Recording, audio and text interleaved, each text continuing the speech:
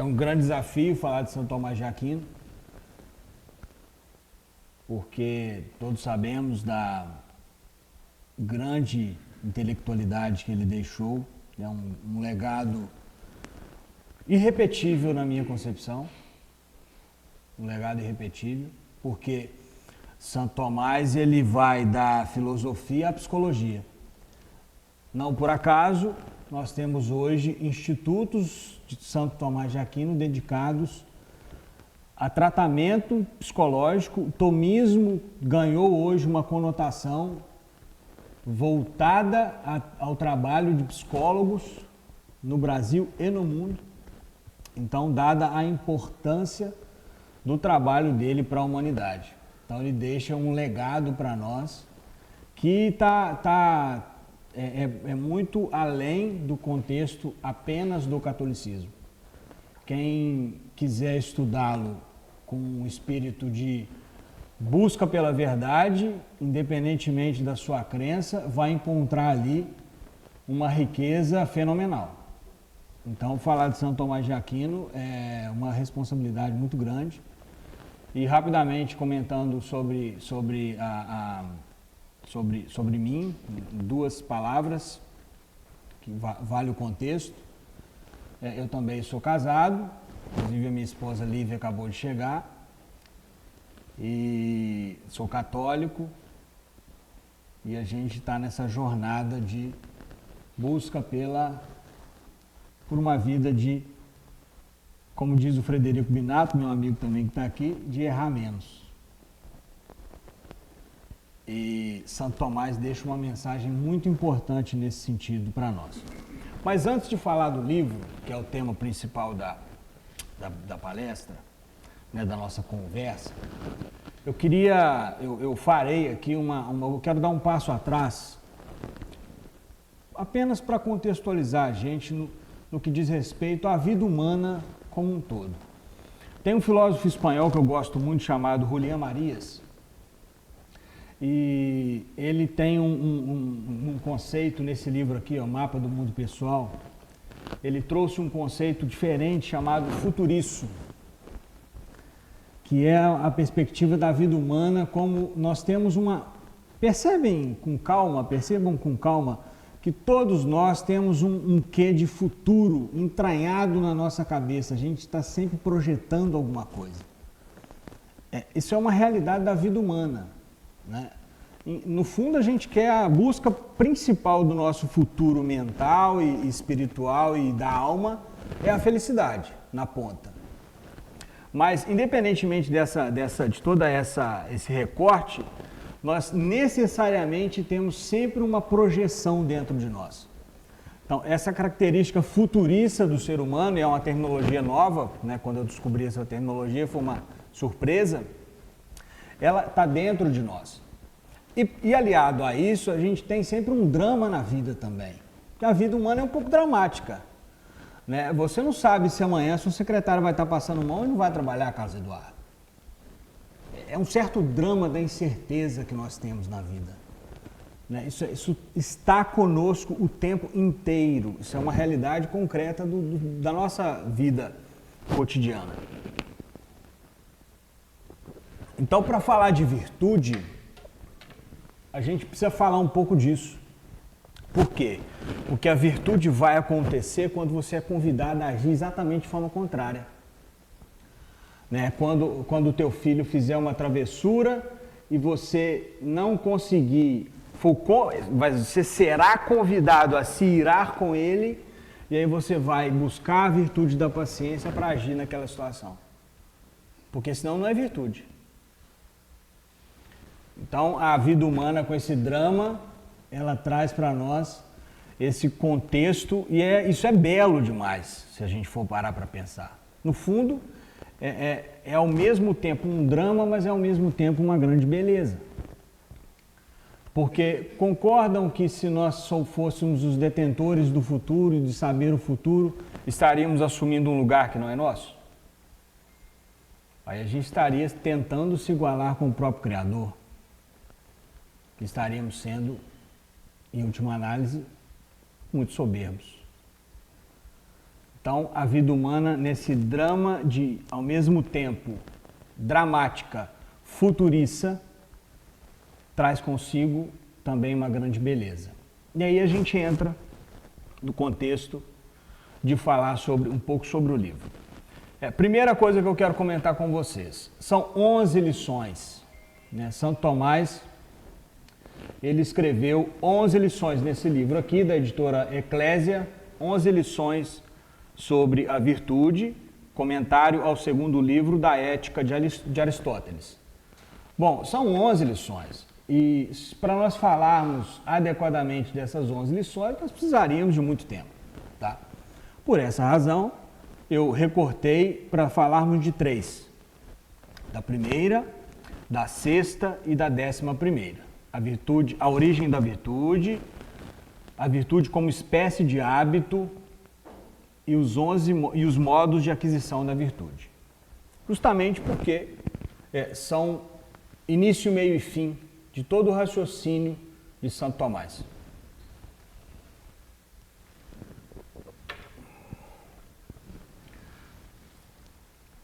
Esse livro me chamou a atenção porque, olha que coisa curiosa, né? É um gênio colocando no papel o estudo que ele fez de outro gênio. Então, até para a gente assimilar, compreender todo o raciocínio de Santo Tomás, eu confesso que é muito desafiador. Então, a gente faz ali uma interpretação dentro dos nossos limites. Mas Santo Tomás, ele recorta muito aquilo que Aristóteles falou sobre a virtude. E quando ele fala da origem da virtude,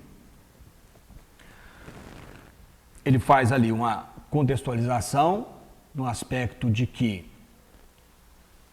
a virtude está muito relacionada aos hábitos, no sentido de que, inclusive, trazer a virtude em 2 contextos, em que de um lado existe a virtude moral, há uma divisão, e do outro existe a virtude intelectual.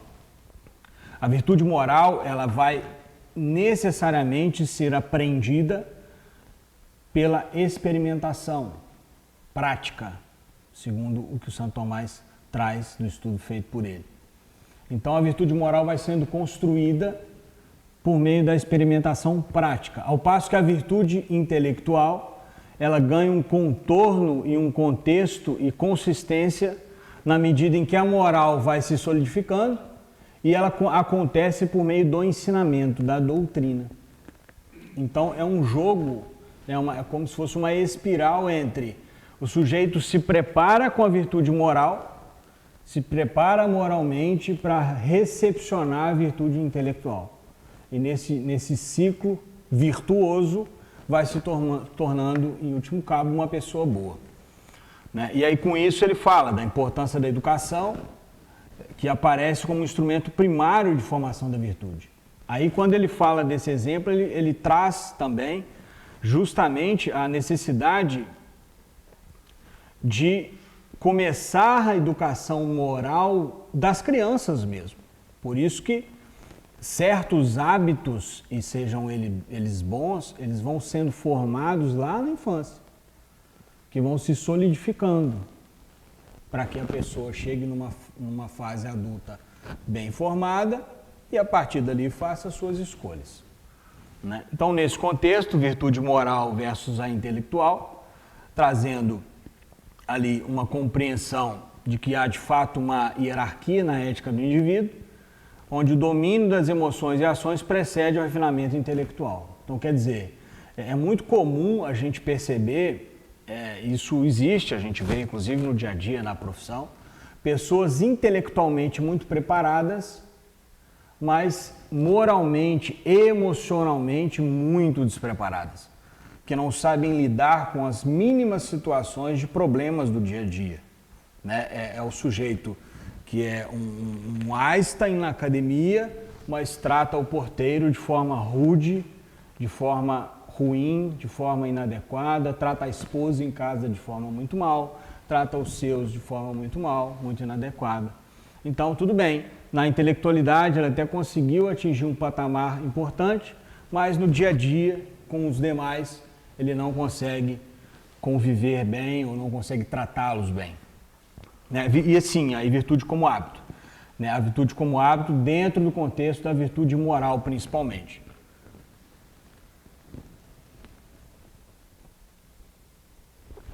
Então ele fala, olha, que Aristóteles, isso aí Santo Tomás traz para nós. Aristóteles argumenta que a virtude é uma disposição adquirida, ou seja, você não nasce virtuoso. Ele inclusive vai falar depois de potência, né? Você tem a potencialidade de ser virtuoso, desafiando a visão de que as virtudes são naturalizações inatas, justamente por isso.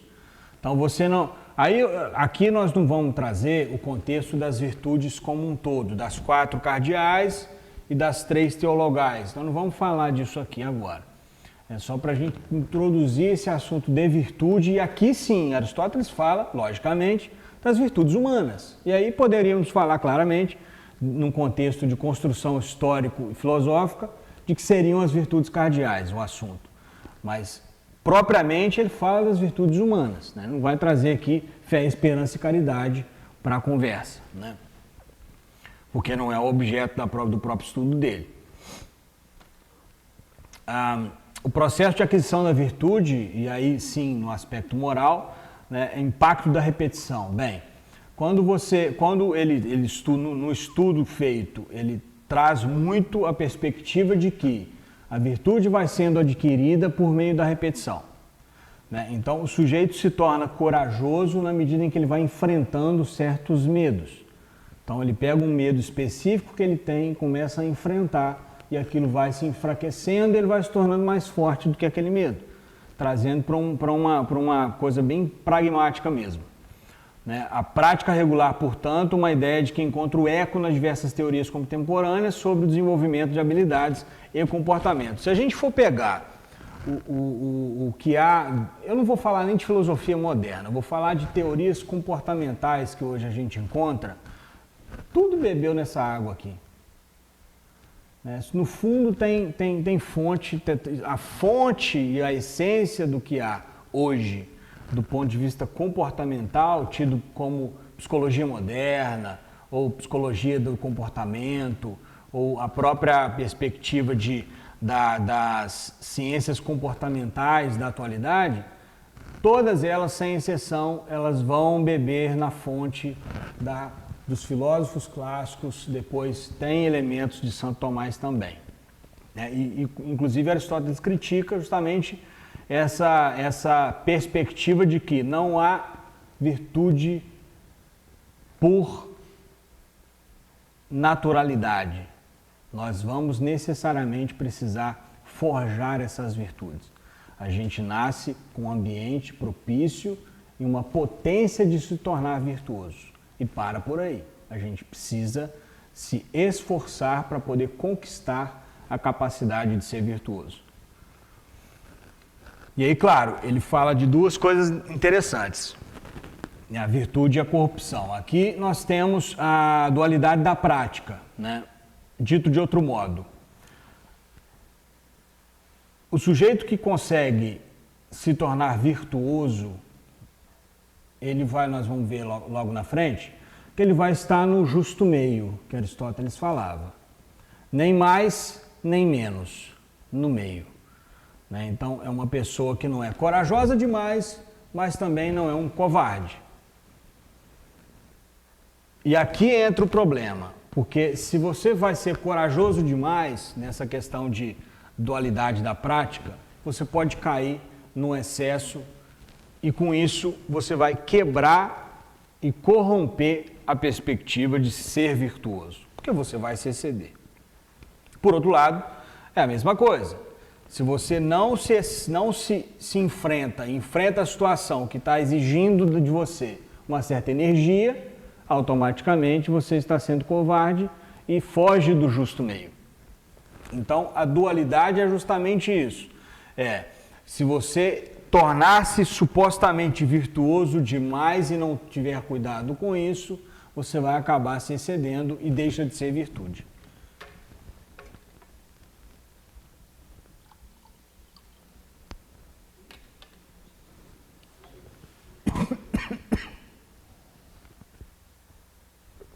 E aqui ele fala, metáfora das artes. Assim como o mau artesão cria obras defeituosas, o indivíduo que pratica vícios repetidamente torna-se vicioso. Aí aqui é o contrário, né? É o sujeito que se habituou a cometer vícios, né? Se habituou a cometer o desvio, né? O defeito. Vício é defeito.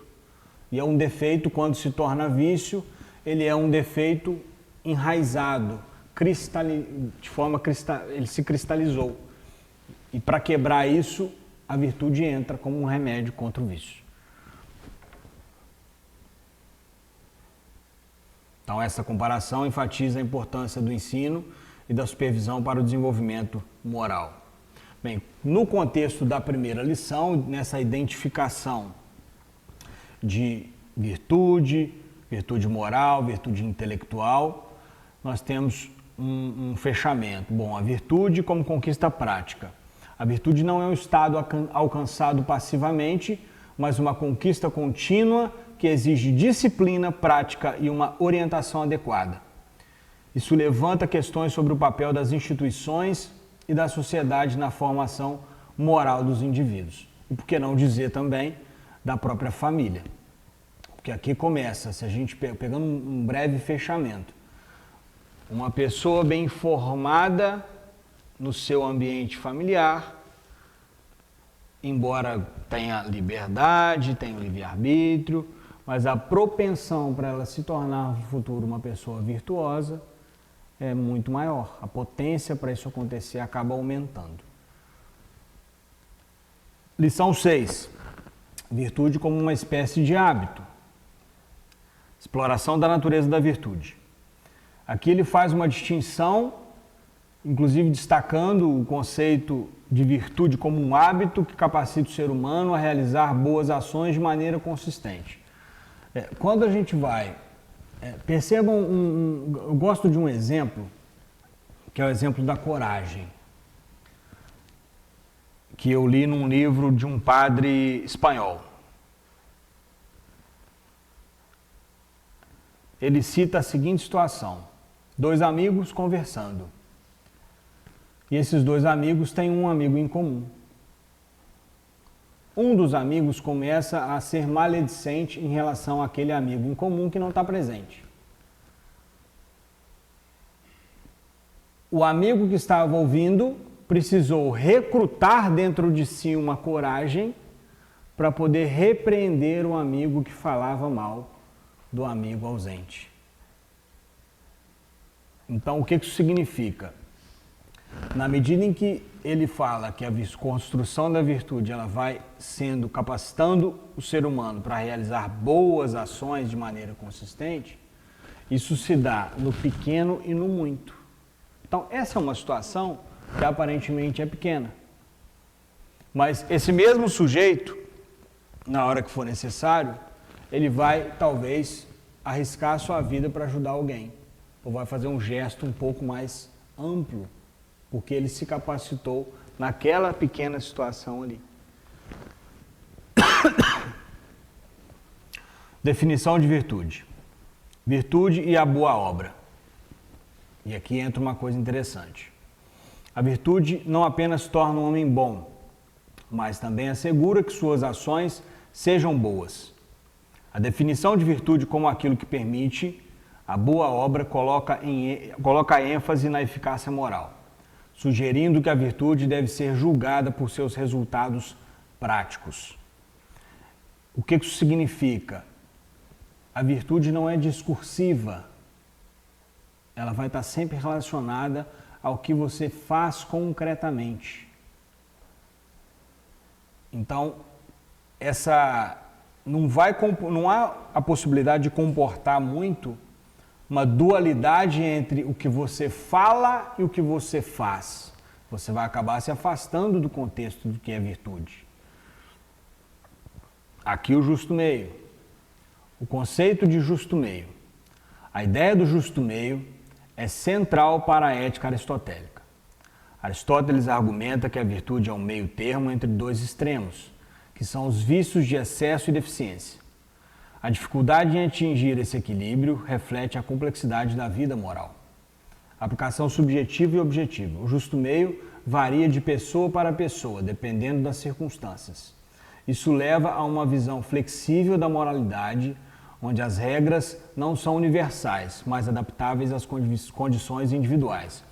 Aqui vale a pena a gente chamar a atenção que existe um conceito de pessoa, que eu gosto muito também, ele é falado no livro do Julián Marías, mas ele não é do Julián Marías, é um conceito de pessoa de Ortega y Gasset, que também é espanhol. O que acontece? Ele fala que pessoa, que a pessoa tem um eu e é um eu com suas circunstâncias. Então, é uma negação da realidade, se a gente for parar para pensar, em dizer que as nossas circunstâncias não têm nenhuma influência sobre as nossas ações. Sabemos que tem. Exatamente isso que está sendo dito no livro, trazendo para uma realidade prática hoje. Nosso modo de agir e de pensar e de falar está muito relacionado com o meio em que a gente vive, com as pessoas com quem nós convivemos, com aquilo que nós fazemos, com aquilo que nós fazemos a título de ofício, de profissão, com aquilo que nós fazemos a título de amizade, meio social. Está tudo muito relacionado. Então, você vai necessariamente perpassar pela individualidade do eu, mas também pelas circunstâncias daquele sujeito. E tudo isso passa pelo contexto do que é justo meio para agir de forma virtuosa. Relação entre virtude e natureza. Virtude versus natureza e arte. Bem, Aristóteles diferencia a virtude da natureza e da arte, sugerindo que, enquanto a natureza e a virtude têm um único fim, a arte pode ter múltiplos. Isso coloca a virtude em um patamar mais elevado, pois ela direciona o homem para um bem definido, ao contrário da arte, que pode ser moralmente neutra. Porque na concepção de Aristóteles, isso é ratificado por Santo Tomás, a virtude ela necessariamente nos envolve e nos remete e nos faz caminhar sentido ao bem, sentido à verdade. Então ela não vai comportar essa dualidade e a possibilidade de nos levar para o mal. A virtude necessariamente nos leva para o bem, ao passo que o vício necessariamente nos leva para o mal, que é o seu oposto. Virtude, paixões e ações. Complexidade moral. A virtude regula tanto as paixões quanto as ações, impondo uma ordem onde o excesso e a deficiência são evitados. Este ponto destaca a necessidade de autodomínio e discernimento contínuo na vida moral. Complexidade moral. Bom, trazendo um pouquinho para o contexto do nosso do catolicismo, né, da fé católica, comporta falar um pouco disso aqui. Nós conhecemos bem que nós temos as nossas más inclinações. E as más inclinações bem dentro do contexto dos próprios, aqui bem recortados, 7 pecados capitais. É como se nós tivéssemos um imã em relação a isso. A gente, de algum modo, vai o tempo todo ser convidado a ser preguiçoso, irado, soberbo, invejoso, avarento, luxurioso e guloso, né? Glutão. Não tem jeito, é só a gente minimamente olhar para dentro do nosso próprio comportamento, essa inclinação vai estar sempre ali. A virtude entra no combate a isso, para que nós busquemos esse justo meio. Senão você vai comer demais, você vai se desviar demais no que diz respeito às facilidades hoje, por exemplo, de questões da sensualidade, você vai se exagerar no aspecto do trato com as pessoas, estupim curto, exagera numa resposta aqui, numa outra colar, e por aí vai. Então, quando a virtude entra, ela coloca esse autodomínio possível para que nós consigamos ser pessoas melhores. Virtude como mediatriz. Concluindo a lição 6. A virtude se realiza na prática do justo meio, refletindo a necessidade de uma vida equilibrada e moderada. Esta conclusão reafirma a importância do desenvolvimento pessoal contínuo e do discernimento moral. Lição 11. Os modos de aquisição da virtude. Finalidade prática da doutrina da virtude. A ética aristotélica não se limita ao conhecimento teórico, mas busca orientar a ação. Aristóteles explora como podemos adquirir a virtude, enfatizando que o conhecimento deve se traduzir em prática.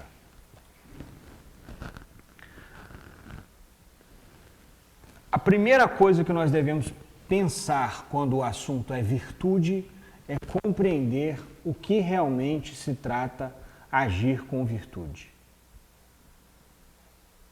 Bem dentro daquilo que os próprios padres falam nas suas homilias, que se eu não conheço a Deus, eu não vou ser capaz de amá-lo, como eu vou saber o que é ser virtuoso e como agir dessa, daquela ou da outra forma, se eu sequer procurei informações sobre, se eu não descobri o que é ser de fato corajoso, se eu não descobri o que é ser de fato temperado, se eu não descobri o que é de fato ser uma pessoa justa, se eu não descobri o que é de fato ser uma pessoa prudente, aí sim nas virtudes cardeais, virtudes humanas.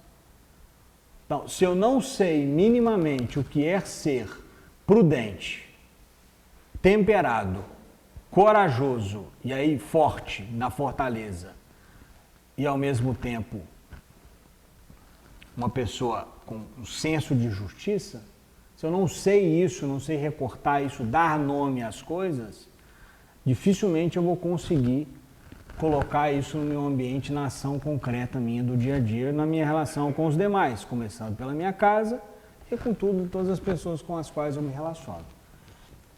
Então, por isso a importância de um lado, conhecer e praticar, conhecer e praticar, conhecer e praticar, conhecer e praticar. E aí a virtude vai se solidificando. Dificuldade de ser virtuoso. Muita. A virtude, sendo o justo meio, é difícil de alcançar porque exige a superação tanto do excesso quanto da deficiência. Este conceito ressalta a dificuldade inerente ao desenvolvimento moral, onde a facilidade de cair em vícios contrasta com a exigência de cultivar virtudes. De fato, se nós formos parar para pensar, dentro do contexto da própria Sagrada Escritura, a porta é estreita e larga é a porta. Poderíamos comparar que a porta estreita é a virtude e o vício é a porta larga. É fácil cair, é fácil entrar nele, assim como é muito mais difícil entrar pela porta estreita. Trazendo isso para o nosso plano terreno, do comportamento humano, das relações com as pessoas, a gente pode fazer essa analogia. E claro, na transcendência nem se fala. Modo de alcançar a virtude. Bom, estratégias práticas. Aristóteles propõe que a virtude seja perseguida com determinação, muitas vezes preferindo o vício que está mais próximo dela, como a audácia em vez da covardia, para evitar uma falha moral mais grave. Isso sugere uma abordagem pragmática para o desenvolvimento moral. Educação e preparação. A formação moral requer educação e treinamento contínuo, refletindo a visão de que a virtude é um processo e não um estado inato. Aqui a gente deve, eu lendo o livro, refletindo, dá para a gente perceber, quando a gente faz. Inclusive uma grande ferramenta prática que a própria Igreja Católica ensina, a prática de piedade do exame de consciência diário à noite, é uma forma fantástica da gente mensurar se naquele dia a gente procurou ser uma pessoa virtuosa ou não. É uma coisa pragmática e funciona para a gente perceber, olha, hoje eu podia ter agido assim, ou assado, teve aquela situação assim que eu precisava ter sido um pouco mais enérgico ou não, ou precisava ter sido um pouco mais paciente ou não, e não fui, ou fui passivo demais.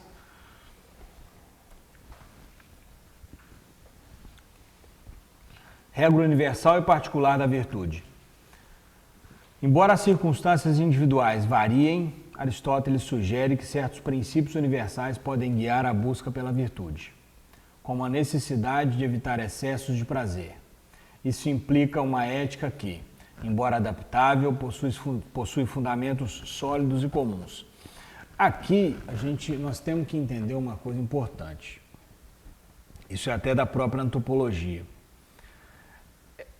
Existem questões humanas, o que eu disse inclusive sobre os vícios capitais, né, os pecados capitais, isso é para todo mundo. Então não tem A nem B, nem pobre, nem rico, nem branco, nem preto, nem pardo, nem índio, e todo mundo tem isso. Então essas questões que dizem respeito à formação básica da psique e do comportamento do ser humano, elas de fato têm um cunho universal e podem ser praticadas e buscadas e melhorar a vida de todas as pessoas, sem a mínima exceção.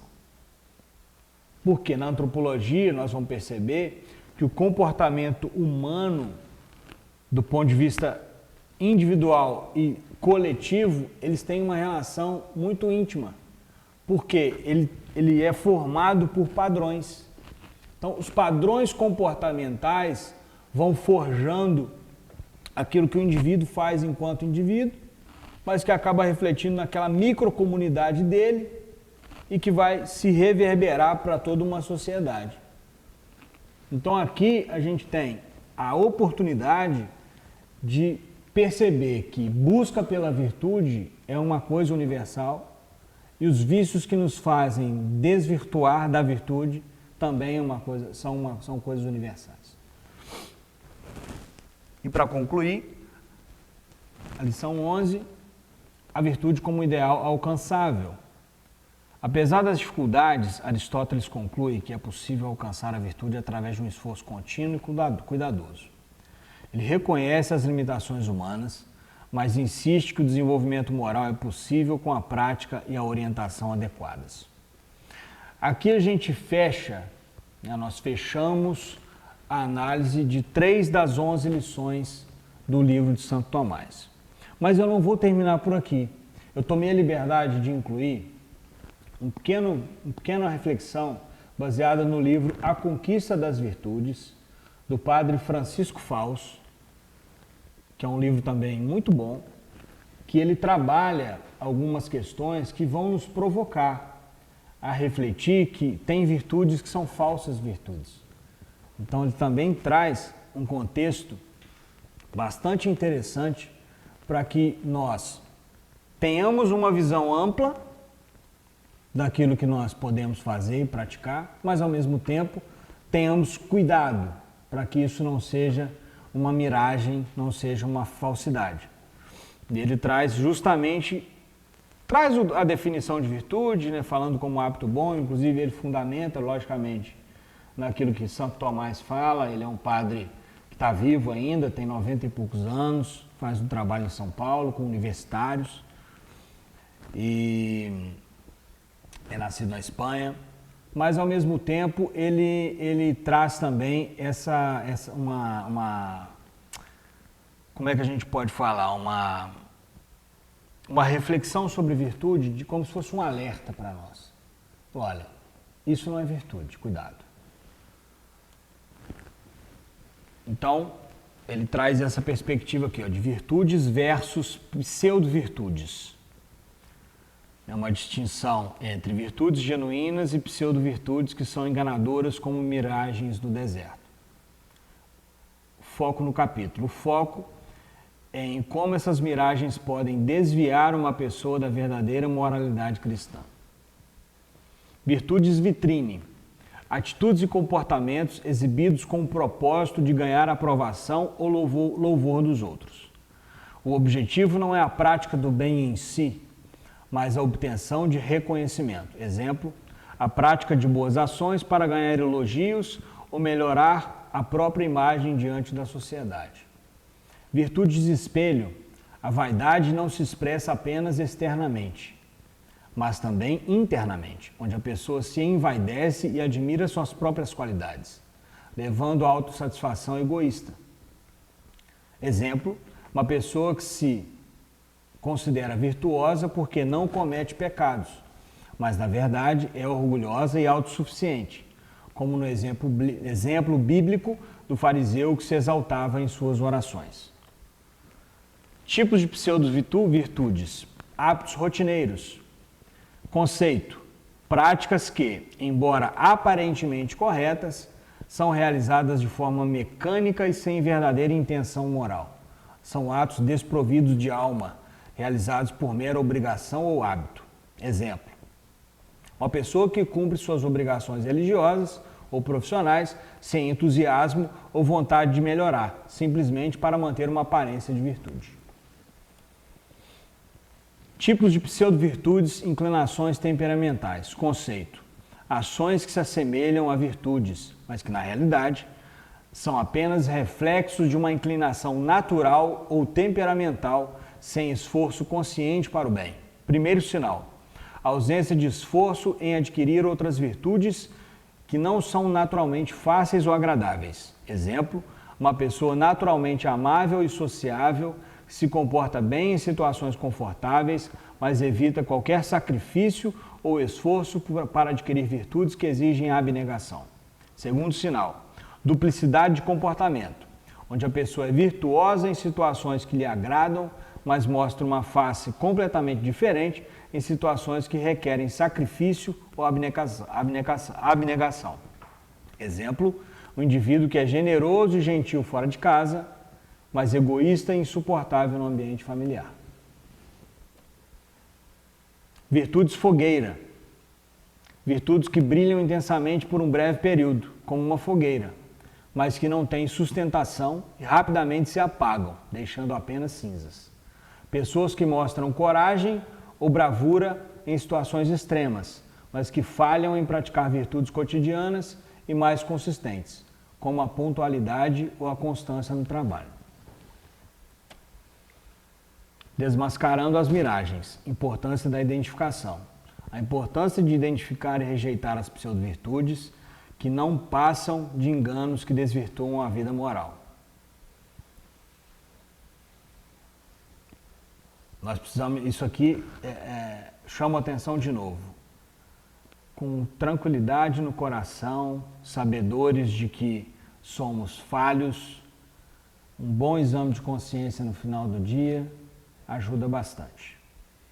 E um apelo final que o próprio Padre Fausto faz para o leitor.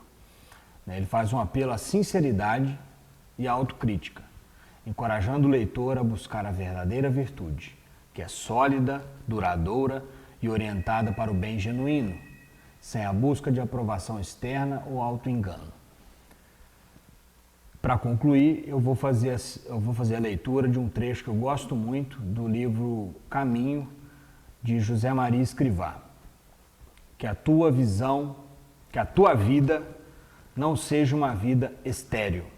Sê útil, deixa rasto. Ilumina com o resplendor da tua fé e do teu amor. Apaga, com a tua vida de apóstolo, o rasto viscoso e sujo que deixaram os semeadores impuros do ódio. E incendeia todos os caminhos da terra com o fogo de Cristo que levas no coração. Muito obrigado.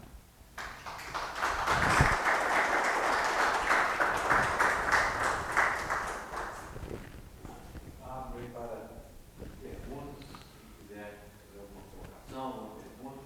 Fica à vontade.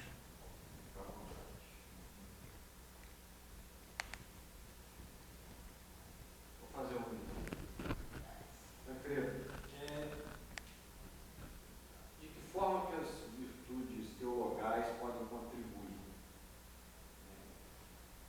para essa do dia a dia, né?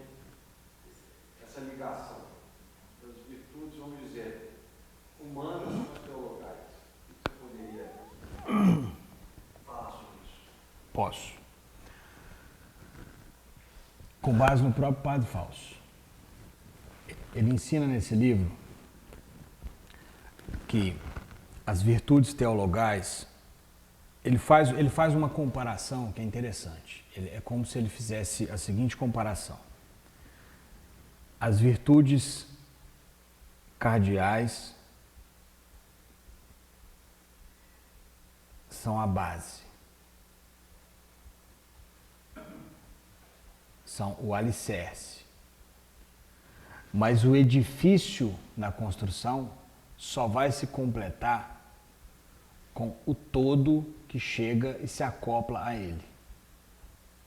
E esse todo que chega e se acopla a ele são as virtudes teologais. E ele chama a atenção, inclusive, pelo seguinte: primeiro, devemos buscar as virtudes cardeais, em primeiro lugar. E em segundo lugar, devemos buscar a fé, porque ele dá uma hierarquia maior para a fé, como a importância das três: fé, esperança e caridade. Porque a partir da prática, da oração, da busca de intimidade com Deus, nós vamos começando a adquirir a fé. E quando quando a gente começa a adquirir a fé, a gente depois disso começa a atingir um estado de esperança. E um sujeito virtuoso, humanamente falando, que vem trabalhando fortaleza, prudência, justiça e temperança, e que busca a fé, ele necessariamente, segundo o próprio Padre Fausto, ele vai começar a desenvolver a esperança. Em último cabo, ele vai se tornar uma pessoa caridosa, que é a vivência do amor concretamente. O amor abnegado, o amor incondicional, o amor, porque a caridade é isso. Caridade não é dar esmola. Isso é um pedacinho, um elemento da caridade. Caridade é o que São Maximiliano Kolbe fez. Alguém sabe a história dele? Aquilo é caridade, em último cabo. Né? Então, nesse jogo, essa é fundamental, Carlos Eduardo, que a gente vá, pelo que eu tenho estudado, que nós nos fortaleçamos humanamente, mas sempre e paralelamente a isso, buscando a intimidade com Deus. E aí as outras virtudes, elas vão sendo infundidas dentro de nós, propiciando uma ação mais harmônica e aí, no fundo, uma ação mais de imitar o nosso Senhor Jesus Cristo. Né? Porque a dinâmica vai acabar sendo mais ou menos nesse sentido.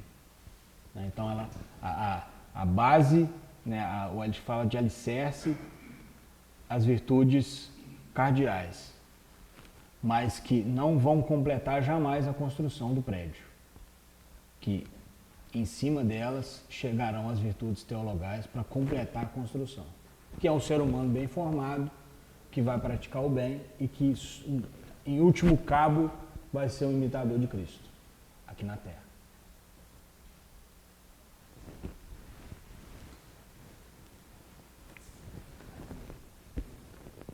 Tranquilo?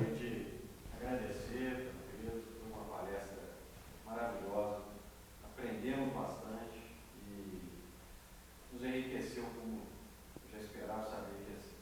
Então, muito obrigado e convido todos para... Muito obrigado. Eu que agradeço. Obrigado mais uma vez.